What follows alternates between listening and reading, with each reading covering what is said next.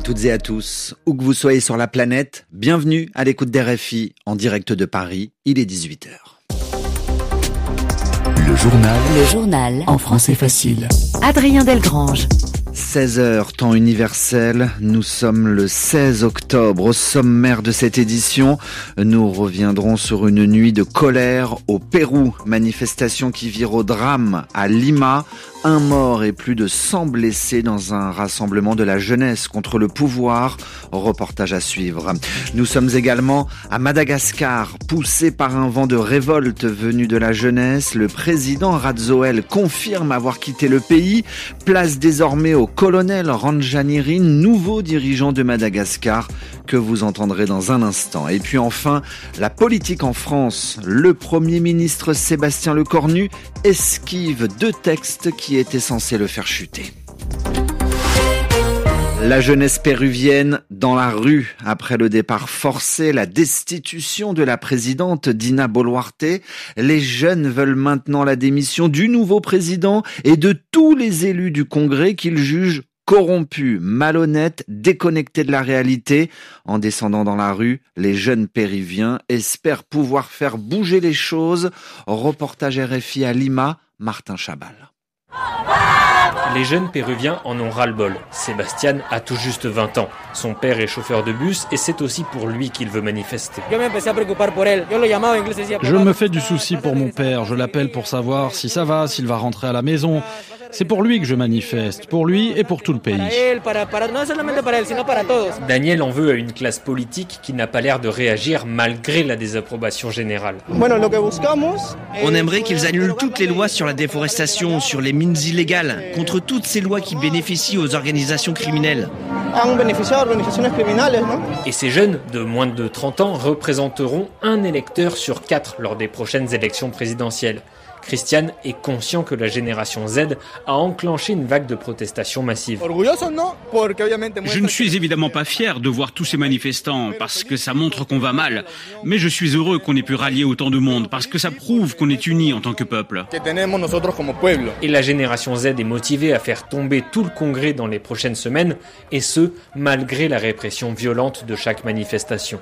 Martin Chabal, Lima, RFI.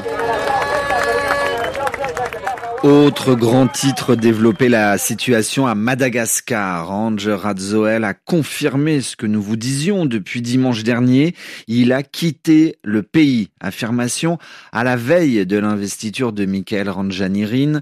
Le colonel de 51 ans doit être investi demain, nouveau président malgache. Il doit ce qu'on appelle prêter serment, s'engager solennellement devant la Haute Cour constitutionnelle ce 17 octobre avec des propositions pour le pays. En attendant ce moment important, au micro de notre correspondante Sarah Teto, Michael Randjanirin revient sur les conditions de son arrivée au pouvoir cette semaine. Il dit ici reconnaître la décision de la HCC. Comprenez la Haute Cour constitutionnelle selon laquelle les institutions malgaches continuent d'exercer leur pouvoir habituel.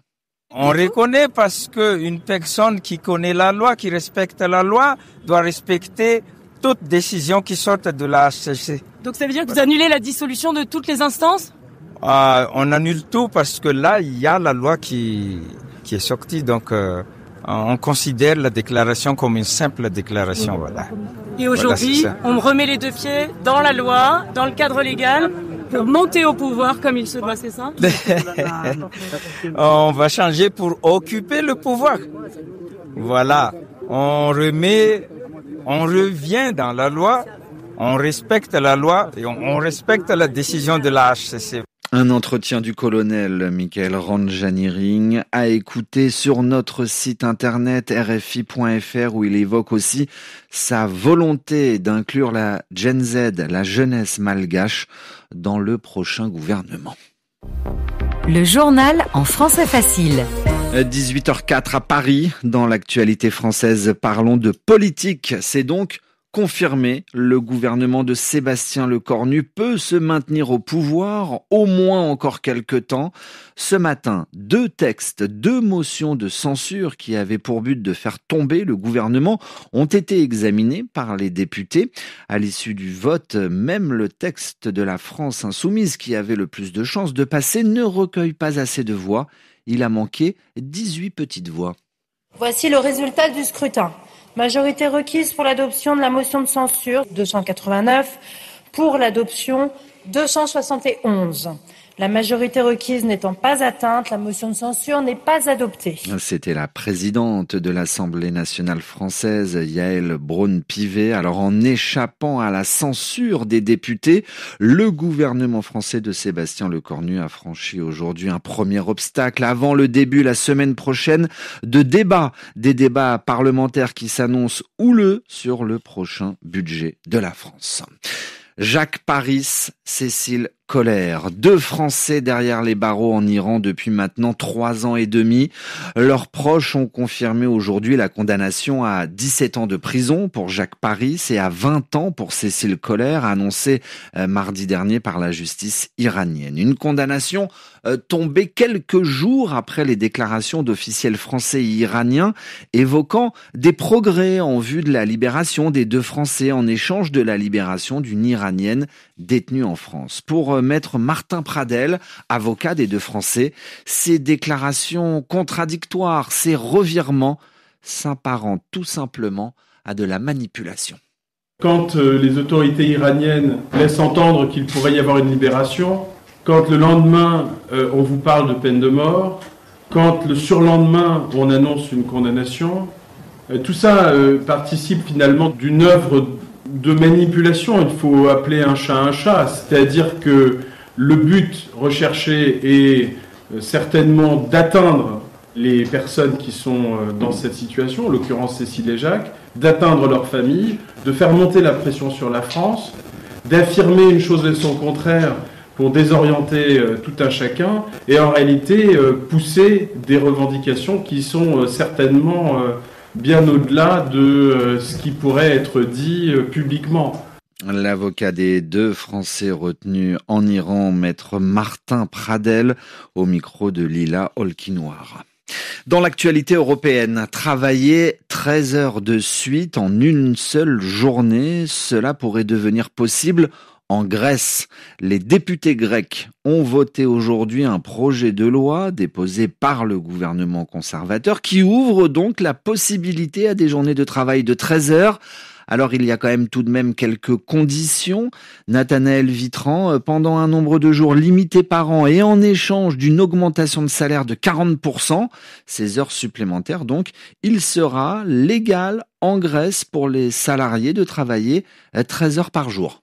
Après 2 jours de débats houleux à l'Assemblée et malgré 2 journées de grève générale qui ont paralysé le pays en ce mois d'octobre, le Parlement grec, où la droite au pouvoir est majoritaire, adopte donc le texte. Un texte défendu par la ministre du Travail, Niki Kerameous, lors des débats retransmis sur la chaîne parlementaire. L'opposition ne parle que de cette soi-disant journée de travail de 13 heures. On a l'impression qu'à partir de demain, tout le monde en Grèce va travailler 13 heures par jour, tous les jours. Alors qu'on parle d'une mesure qui ne pourra s'appliquer que 37 jours par an, soit 3 jours par mois en moyenne.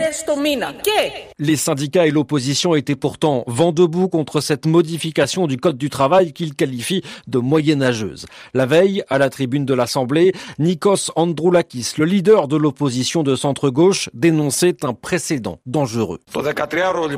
La journée de 13 heures n'est que la partie émergée de l'iceberg. Chaque nouvelle entorse au droit du travail devient un précédent pour la prochaine dérégulation. Et petit à petit, le gilet de la protection sociale est détricoté. On s'habitue à ce que les employés soient à la disposition des employeurs quand et pour aussi longtemps qu'ils le souhaitent.